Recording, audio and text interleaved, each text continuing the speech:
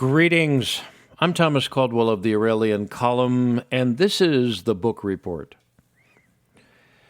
One of the more interesting pastimes that people like to engage in is unknown mysteries of history.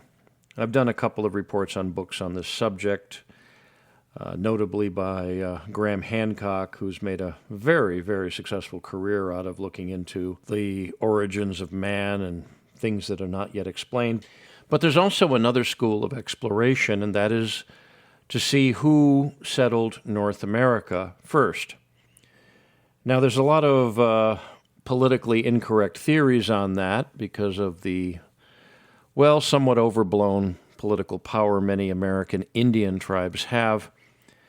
There is a documentary you can find online and YouTube and places called Ice Age Columbus, which has a very convincing argument that American Indians on the eastern coast, at least, are all descendants of Europeans who came over during the Ice Age. But that's not what I'm going to talk about today. I'm going to talk about a book. And the one I found very interesting, which ties a lot of theories about the Northern Europeans settling North America and then having to withdraw, is called The Last Kings of Norse America. That's Norse, N-O-R-S-E. And it's subtitled Runestone Keys to a Lost Empire. This book came out in 2012. The authors are Robert Johnson and Janie Weston.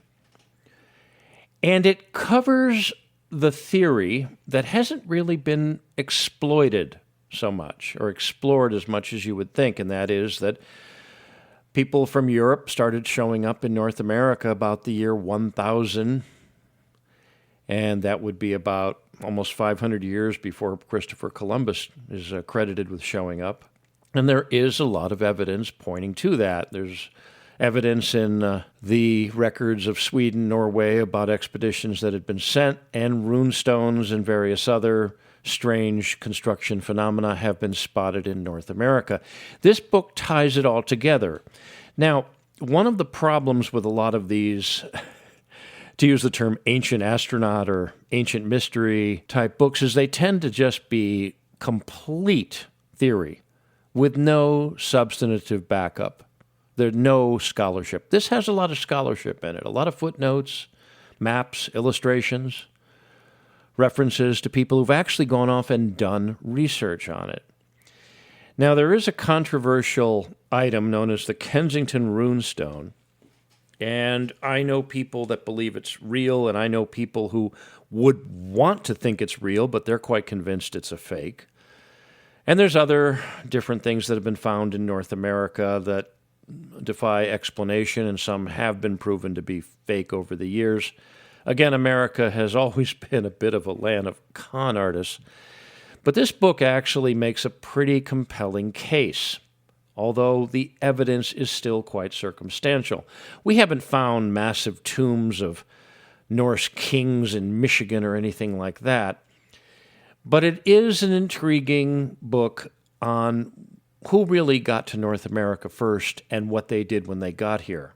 It's entertaining, it's well put together, and it's thought-provoking. Now, one book does not make you an expert on any given topic. Too many people believe that. They read one book and they say, I know everything about it. No, there are books that counter this sort of thing that need to be studied. And there's also independent research that people can engage in, and then debate, and then discuss. I know of some people that actually still debate things by written letter. If only we did more of that these days with other things such as economics or politics. But this is a book that will put things in perspective as to where the arguments are about who came to North America first and who has claim to it. And I would urge people who have an interest in this topic and are looking for a bit of a distraction from the rather unpleasant headlines of our times to escape into something that is rooted in some scholarship. And this is what I would recommend. Again, the book is The Last Kings of Norse America, Runestone Keys to a Lost Empire, Robert Johnson and Jane Weston.